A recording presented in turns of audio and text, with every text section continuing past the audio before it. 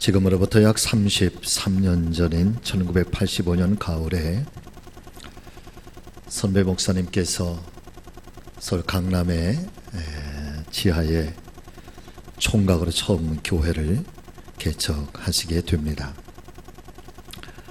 지금도 그런 교회가 많이 있지만은 지하를 둘로 나누어서 한쪽은 교회로 사용을 하고 그리고 한쪽은 주택으로 그렇게 사용을 하면서 목회 초기에 어려운 가운데서도 참 열심히 목회를 하셨다고 하는데, 그러던 그 해에 성탄절 12월 25일 날 새벽에 큰 교회들이야 성탄절 전야 축제를 하고 또 성탄절 예배를 드리고 저마다 다 바쁘겠지만은 이제 개척한 지 두세 달밖에 되지 않은 교회 성도도 없고, 그러니까 그해 성탄도 아주 조용하게 지나는데, 그런데 한밤중에 누군가 지하 성전에서 하염없이 눈물을 흘리면서 떠듬떠듬 눈물의 기도를 드리고 있는 기도 소리가 들려오게 되는 것입니다. 참 이상하다. 누가 이 밤중에 저렇게 서럽게 울면서 기도를 드리고 있는가 궁금한 마음에 옷을 입고 그리고 성전을 나가 보았더니 성전 한쪽 구석에 어떤 젊은 아가씨가 울면서 기도를 드리고 있는데, 한눈에 보아도 강남의 술집 여인 같았다라고 하는 것이죠.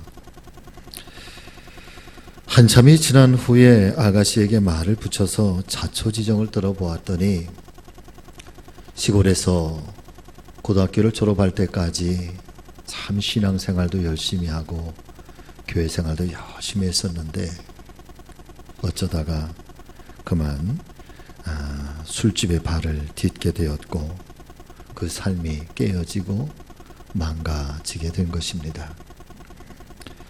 매일처럼 술에 취하고 손님들이 옷을 벗으라고 하면 단돈 10,000원 한 장에도 옷을 벗어야만 했고, 또 여관으로 호텔로 그 몸이 만신창이가 되도록 그 고통스러운 삶을 어쩔 수 없이 살아야만 했다는 것입니다. 아마 그날도 크리스마스 이브이니까 성탄 전야니까 손님을 접대하다가 그만 손님이 어떤 일인지 기분을 망쳤다고 하면서 그저 손을 대고 막 때리기 시작하는데, 돈도 받지 못하고 도망쳐 나오듯이 나와서 돌아가는데 그 삶이 얼마나 여러분 처참할까요? 얼마나 비참했을까요? 그만 눈물이 하염없이 쏟아지는데, 그런 자신의 삶을 후회하고 또 후회하면서 돌아가는데 마침 그 선배 목사님 지하 교회 앞을 지나가는데, 여러분 그때 문득 마음속에 깊은 곳에서 하나의 음성이 들려오더라 합니다. 내 인생이 얼마나 힘들고 피곤하니, 내 영혼이 얼마나 피곤하니 내게로 오려마. 내가 너를 쉬게 해주마.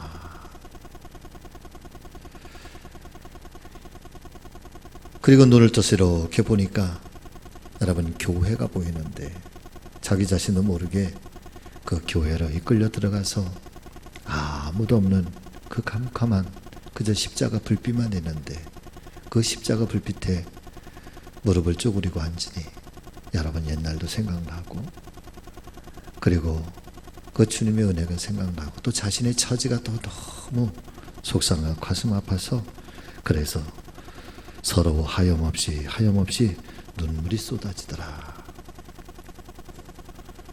그날 그렇게 처음 만난 이후에 이 아가씨는 다시 믿음을 회복하게 되었고, 우여곡절 끝에 술집 일을 정리하게 되면서, 그리고 그 후에는 목사님과 한 지붕 안에서 함께 한 이불을 덮고 사는 부부가 되셨답니다. 할렐루야.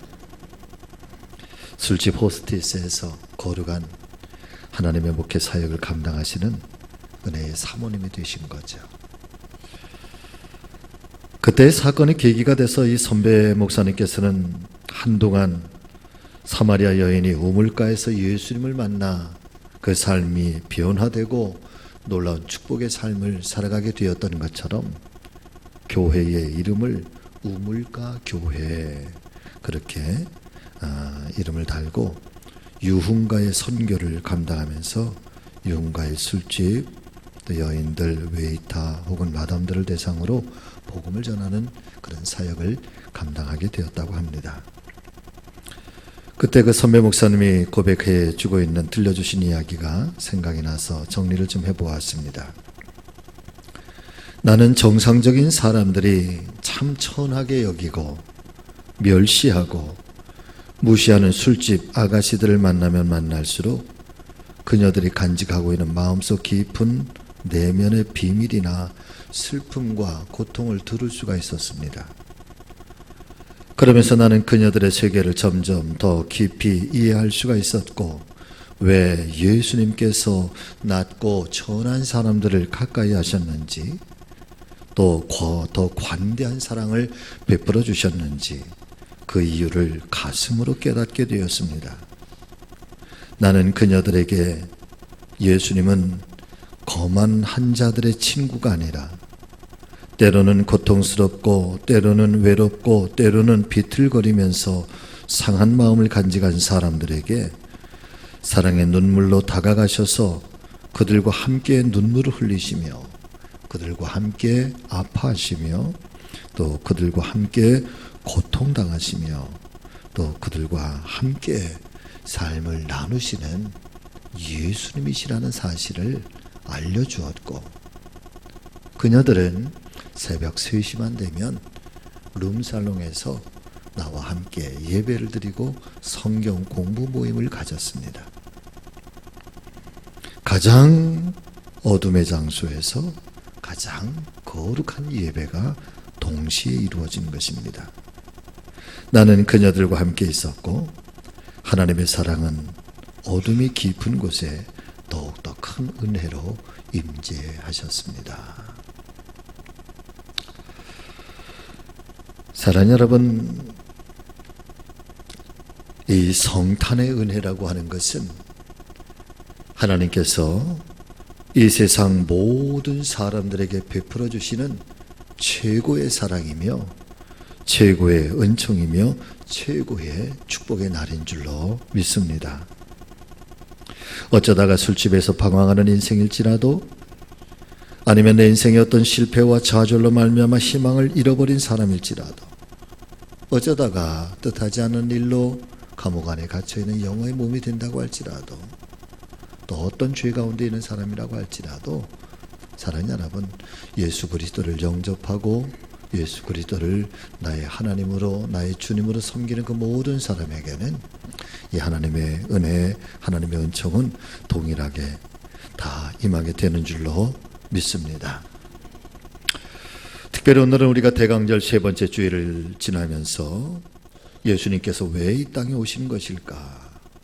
하나님의 말씀인 성경은 예수님의 성탄을 우리에게 어떻게 소개를 해주시고 있는 것일까?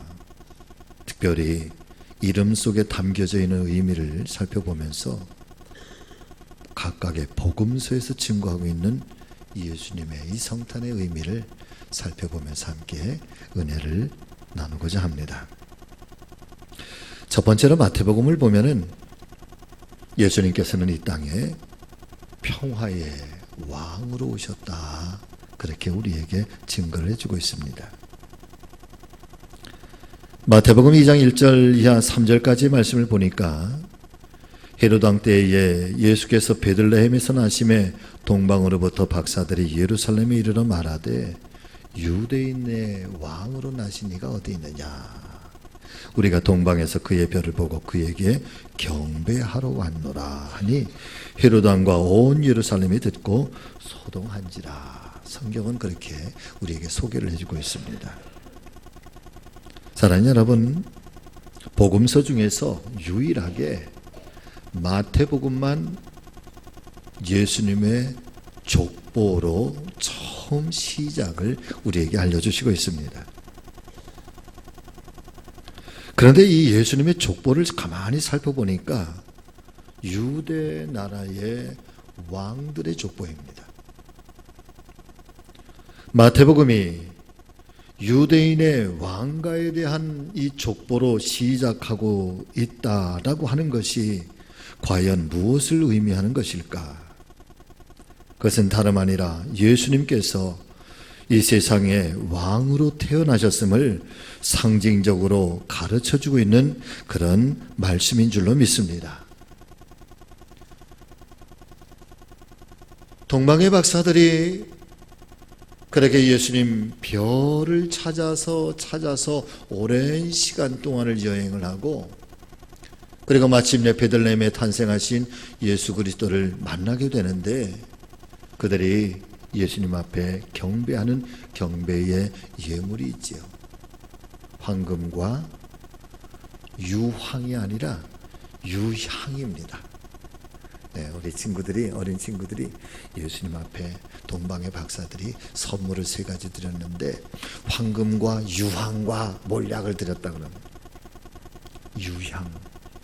유향이라고 하는 것은 굉장히 소중한 거죠. 장례를 치를 때에 그 시신을 잘 가꾸기 위해서 다듬기 위해서 향내나는 그런 향수를 말하는 건데,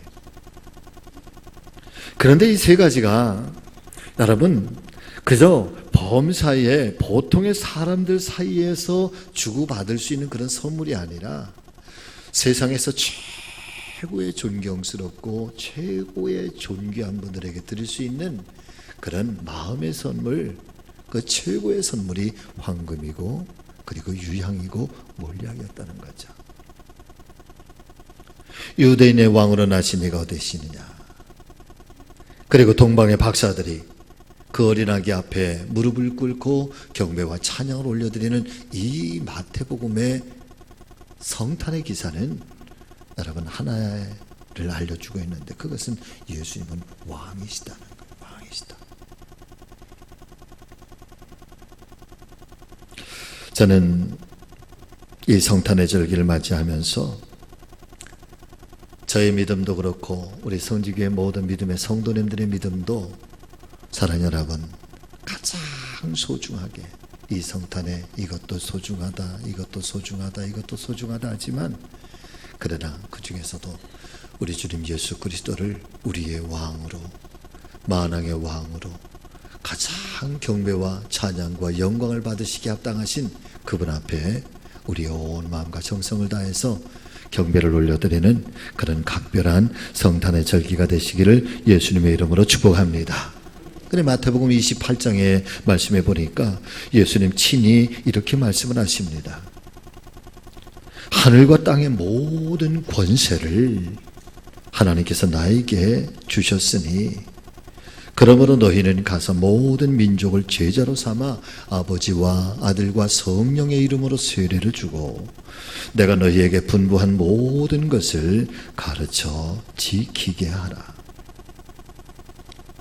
하늘과 땅의 모든 권세를 하나님께서 나에게 주셨다.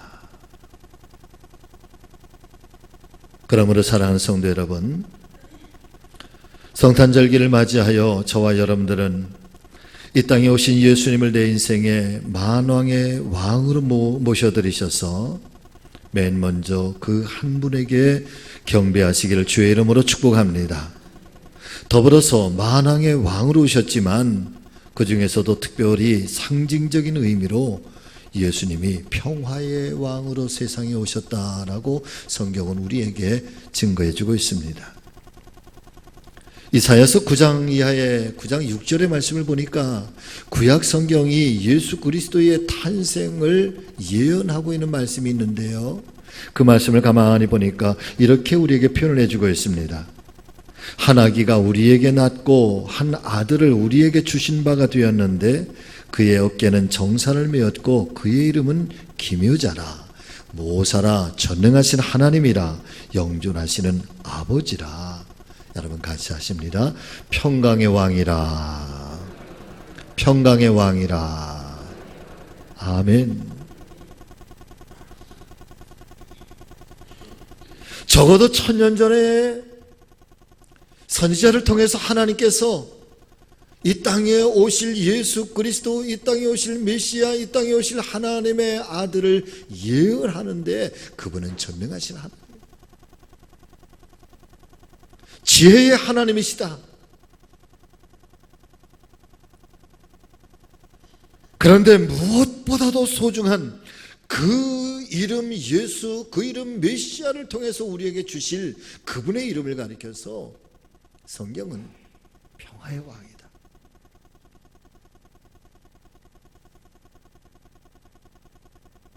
그 예수님에 대해서 사도 바울은 이렇게 증거를 해주고 있습니다. 에베소서 2장 14절 이하의 말씀을 보니까 그분은 우리의 화평이십니다. 둘로 하나를 만드사 원수된 것 곧 중간에 막힌 담을 자기 육체로 하시고 법조문으로 된 계명의 율법을 폐하셨으니 이는 이 둘로 자기 안에서 한 세 사람을 지어 화평하게 하셨다. 그렇게 우리에게 전해주시고 있습니다.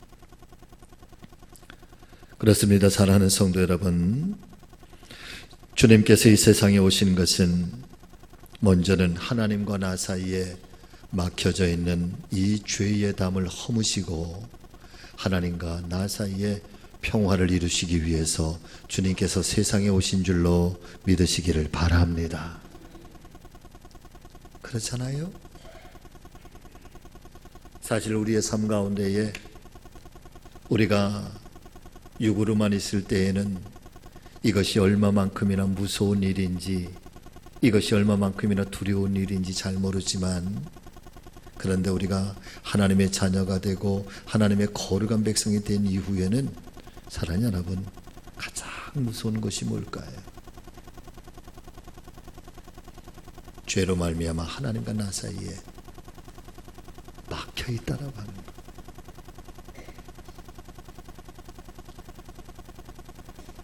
하나님과 나 사이에 죄의 담이 가로막혀 있어서 하나님과 나 사이에 이 구원의 거리가 멀어졌다고 하는 것, 사실 이것보다 더 두렵고 이것보다 더 떨리는 일이 어디 있을까? 평화의 왕으로 오셨다라고 하는 이 말씀 속에는 먼저는 하나님과 나 사이에 막혀진 죄의 담이 허물어지고 깨어지고, 그래서 열려지고 하나님과 나 사이에 가까움이 있고 하나님과 나 사이에 하나 되는 그런 하나님의 놀라운 은혜와 사랑이 이 성탄을 통해서 우리 가운데 임재하시는 하나님의 은혜인 줄로 믿습니다. 그 다음으로 또 어떤 평화의 담이, 평화의 은혜가 우리에게 임하는 것일까? 그것은 이웃과 나 사이에 이 불신과 반목과 질투와 시기심으로 막혀진 관계의 담을 헐어내시고, 더 나아가서는 원수와 나 사이에 있던 막힌 담까지도 헐어내시는 평화의 하나님, 화평의 하나님으로 우리 가운데 오셨다는 사실을 사랑하는 여러분, 이 성탄의 절기에 은혜로 영접하시기를 주의 이름으로 축복합니다. 그렇기 때문에 누구든지 예수님을 왕으로 영접하고 또 그에게 경배하면 세상에서 얻을 수 없는 평안을 얻게 될 것이고, 또 우리 자신도 평화의 왕으로 오신 주님처럼 우리도 평화의 삶을 사는 그런 그리스도의 거룩한 사람들, 예수님의 사람들 다 되시기를 주의 이름으로 축복합니다. 여러분, 평화의 삶을 사세요. 화평의 삶을 사세요. 제가 살아보니까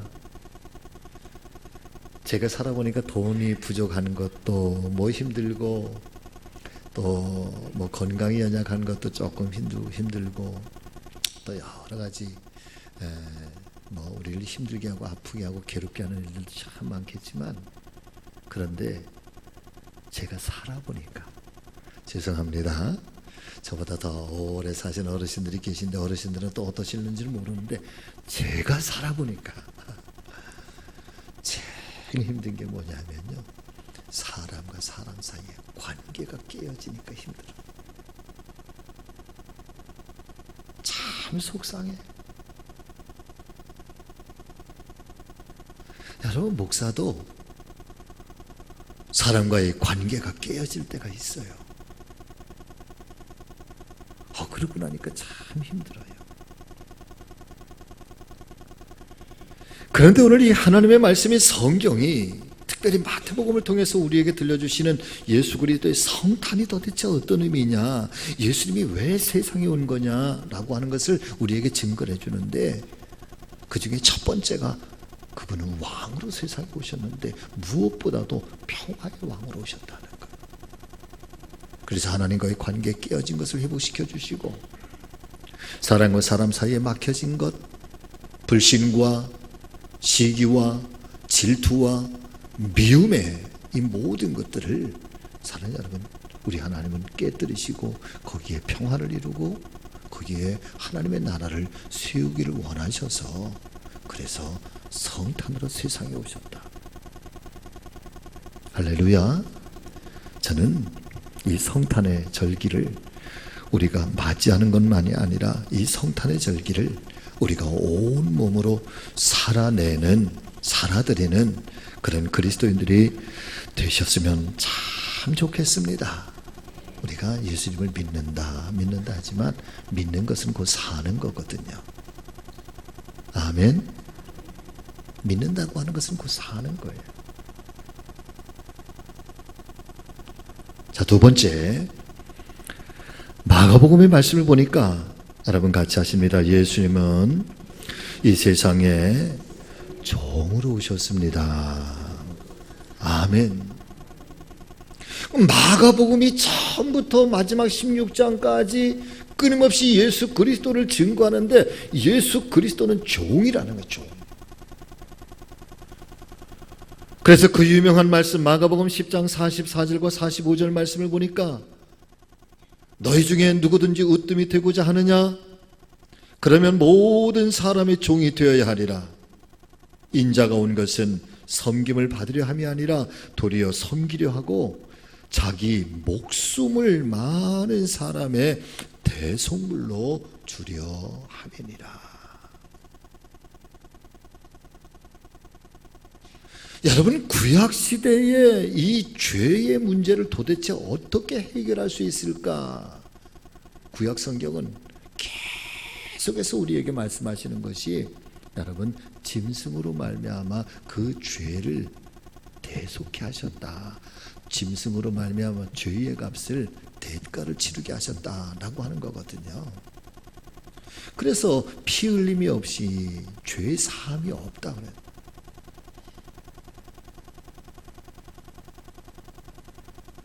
이 죄의 문제를 도대체 어떻게 해결할 수가 있는가?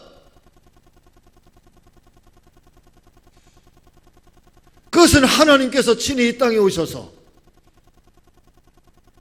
성탄으로 찾아오셔서 이 죄의 문제를 대속하시고 낫게 하시는데, 그 죄의 문제를 어떻게 풀어가느냐, 가장 첫 번째 하신 말씀이, 사랑하는 여러분, 섬김을 받으려 함이 아니라 도리어 섬기려 하고 자기의 목숨까지도 많은 사람을 위하여 대속물로 내주시기 위해서 예수님이 세상에 오셨다는 거예요.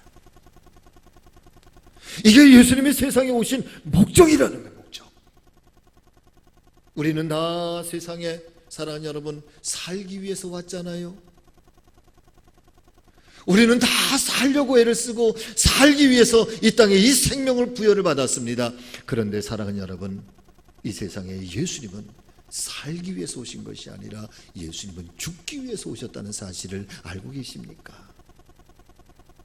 그분은 애초부터 십자가의 죽음을, 이 죽음의 길을 가기 위해서 이 땅에 오셨고, 그분의 생명 자체가 십자가의 죽음을 위해서, 그 죽음을 가기 위해서 이 땅에 오셨다고 하는 것. 그래서 이 마가복음은 끊임없이 예수님에 대해서 증거할 때 그분은 종으로 세상에 오셨다. 가장 낮은 자리에 오셨다. 가장 눈물의 자리에 오셨다. 가장 아픔의 자리에 오셨다.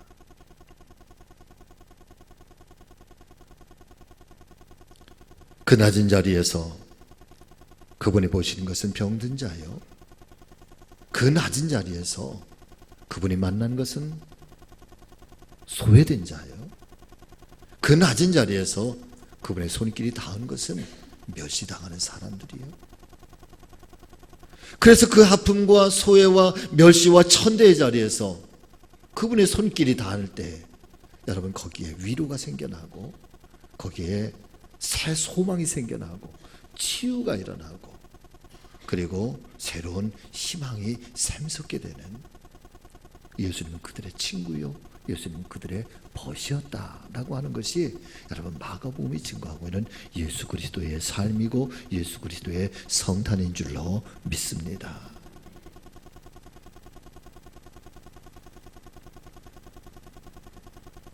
하나님의 나라는 차별과 계급이 없다는 것, 지위에 높고 낮음이 없다는 것, 모든 사람들은 오직 하나님 앞에 사랑의 대상임을 마가복음은 성탄을 통해서 우리에게 선포해 주시고 있습니다.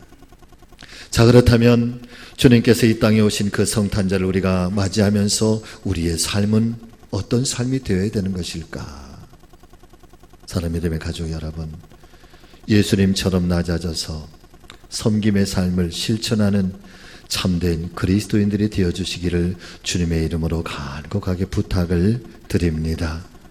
섬김을 통해서 하나님의 사랑을 함께 나누고 이 나눔을 통해서 서로에게 기쁨과 소망을 줄 수 있는 복음적인 그리스도인들이 되어주시기를 예수님의 이름으로 축복합니다.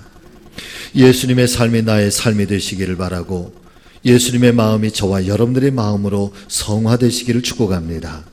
그러므로 내 안에서 예수님의 삶이 보여지기를 바라고 내 손에서 예수님의 손이 그렇게 나타날 수 있기를 주의 이름으로 축복합니다.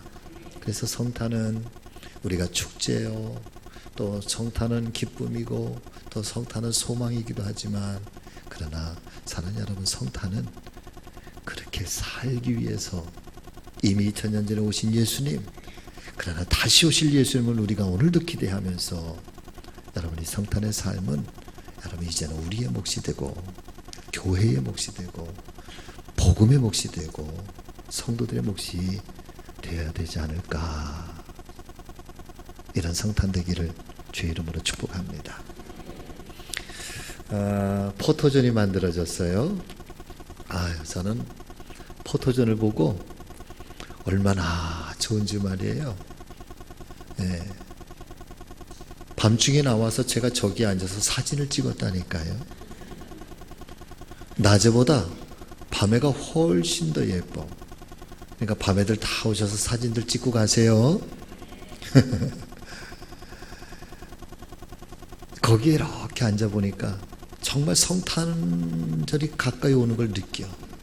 성탄절이 가까이 오는 걸 느껴. 그런데 말씀을 가만히 묵상하고 말씀을 준비하면서 그래, 이 성탄에 나에게 그렇게 기쁨으로 왔지. 또 누군가에게도 이 성탄은 그렇게 기쁨으로 만나줘야 될 텐데. 이번 주 한 주간 동안에는 제가 그 성탄의 삶을 어떻게 살 건지 저도 고민하면서 성탄절을 맞이해야 될 것 같습니다. 우리 성지교회 모든 성도님들도 그런 성탄절을 맞이하시면서 내가 이 한 주간 동안에는 어떤 그런 성탄의 삶을 살 것인가 함께 고민하고 또 그런 성탄의 삶을 친히 살아내는 그런 그리스도인들, 예수님의 사람들 되어주시기를 주의 이름으로 축복합니다. 자, 누가복음의 말씀에 보니까 누가복음은 여러분 같이 아십니다. 인자가 온 것은 잃어버린 자를 찾아 구원하려 함이니라. 아멘. 그러니까 누가복음은 굉장히 이 예수님을 아주 사실적으로 예수님의 탄생을 묘사하고 예수님의 삶에 대해서 굉장히 사실적으로 그렇게 증거를 해주고 있습니다. 그 중에서도 우리나라 이 한자어로 표현되어 있죠. 인자. 이것을 다른 말로 표현하면 여러분 사람의 아들이라는.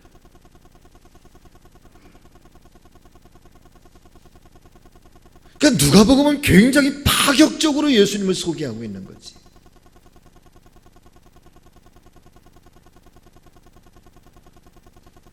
적어도 많은 사람들이 예수님은 하나님의 아들이요 전능자요 만왕의 왕이요 경배와 찬양을 받으실 마땅한 그런 분이라고 예수님에 대해서 늘 그렇게 존경하는 그런 눈초리, 존경하는 마음으로 예수님을 대하는데, 누가복음은 사랑하는 여러분, 예수님을 저 높은 곳에서 아래로 끌어내린단 말이에요. 굳이 끌어내린단 말이에요. 그러면서 표현을 합니다. 인자, 사람의 아들이다. 하나님의 아들이라는 표현도 아니고 사람의 아들이다. 철저하게 육신을 가진 분. 그래서 누가복음의 이야기를 보면은 마리아의 이야기가 나오고, 마국간의 이야기가 나오고, 말 구유에 누이신 예수님의 이야기가 나오고, 여러분 동방박사에 관한 얘기, 이런 고급스러운 얘기는 누가복음에 기록이 되어 있지를 않아요. 철저하게 예수님은 세상 속에서 사람들과 더불어서, 그리고 그들과 애환을 함께 누르고, 그리고 그들 속에서 함께 살아가는 예수님에 대해서 증거를 해주고 있습니다. 그러면서 그 예수님을 이 사람의 아들이라고 표현하면서 아주 핵심적으로 들려주신 말씀이, 이 인자가, 예수님이 인자, 사람의 아들로 세상에 오신 것은 잃어버린 자를 찾아서 구원하기 위함이시다. 그렇게 성경은 우리에게 증언해 주고 있는 거죠. 하나님 편에서 보면 인간은 하나님께서 잃어버린 자들입니다. 그 인간들을 구원하시기 위해서 반드시 인간의 죄를 대속할 대속물이 필요한데, 예수님께서는 당신 스스로 친히 육신을 입고 이 땅에 오셔서 그 죄값을 대신 짊어지시고 십자가에서 죽으심으로 잃어버린 인간, 방황하는 인간, 멸망받을 인간들을 구원하시기 위하여 세상에 찾아오시는 하나님.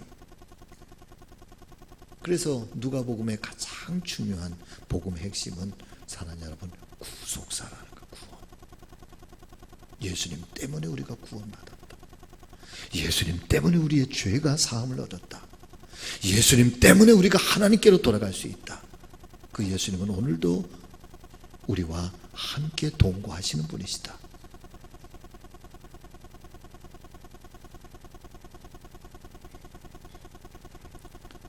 요한복음의 가장 중요한 중심 구절은 바로 이 말씀입니다. 여러분, 요한복음 3장 16절 말씀 다 잘 아시는 말씀이지요? 우리 다 같이 함께 고백해 보실까요? 자, 시작. 하나님이 세상을 이처럼 사랑하사 독생자를 주셨으니 이는 저를 믿는 자마다 멸망치 않고 무엇을 얻게 하려 하심이라? 영생을 얻게 하려 하심이라. 요한복음은 예수님을 하나님의 아들에, 누가복음하고는 또 정반대로, 그분은 빛으로 세상에 오셨고, 그분은 말씀으로 세상에 오셨는데, 그 말씀이 육신이 되어서, 그리고 그 말씀이 우리 가운데 거하셔서 우리에게 영원한 생명을 주신 하나님의 아들이십니다.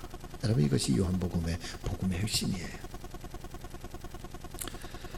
저는 이 성탄절을 이제 일주일쯤 지나면 기다리는데, 아무쪼록 허투루 지나가는 성탄절기가 아니기를 주의 이름으로 축복합니다. 다시 한번 예수님께서 우리 가운데 찾아오신 이 의미를 알고, 때로는 만왕의 왕으로, 때로는 평화의 왕으로, 때로는 사람의 아들 인자로, 또 때로는 종의 모습으로, 때로는 하나님의 아들로 우리 안에 오셔서 우리에게 섬김의 삶을 살라 하시고, 우리에게 평화의 삶을 살라 하시고, 때로는 종의 자리에서 정말 우리가 보아야 할 사랑의 눈이 무엇인지, 그리고 하나님의 아들로 우리의 죄가 무엇인지, 또 우리를 어떻게 그분이 우리를 구속해 가셨는지, 이 성탄의 이 다각적인 은혜가 이 성탄절기 맞이하면서 우리의 가슴 속에 잘 새겨지시기를 바라고, 더 나아가서는 이 성탄의 삶이 여러분 살아드리는, 살아내는 귀한 절기가 되기를 예수님의 이름으로 축복합니다. 축복합니다. 기도하겠습니다. 살아계신 아버지 하나님, 하나님의 말씀인 복음서는 각각의 성탄을 우리에게 알려주시고 있습니다. 그 이름을 예수로 하라. 죄에서 구원할 자라. 그 이름을 임마누엘이라 하라. 영원토록 하나님이 우리와 함께 계시다라고 하는 뜻이니, 그 주님은 오늘도 이미 2000년 전에 왔다가 돌아가신 하나님이 아니라 다시 보혜사 성령으로 우리 가운데 계시며, 또 우리 가운데 다시 오실 예수 그리스도, 다시 오실 성탄의 예수님, 우리가 기대하면서 이 성탄의 의미를 우리가 바르게 새기고 바르게 알고 이 성탄의 의미를 가지고 살아가는 하나님의 거룩한 백성들 다 되게 하여 주시옵소서. 때로는 평화의 왕으로, 때로는 저 종된 자의 삶으로, 때로는 사람의 아들로, 때로는 하나님의 아들로, 그렇게 각자 서로 다른 모습으로 우리에게 찾아오신 예수님처럼 오늘도 우리에게 주어진 이 삶의 탤런트를 가지고 우리의 삶의 현장에서 성탄의 삶을 사는 우리에게 모든 믿음의 성도님들 되게 하여 주시옵소서. 예수님의 이름으로 기도하옵나이다. 아멘.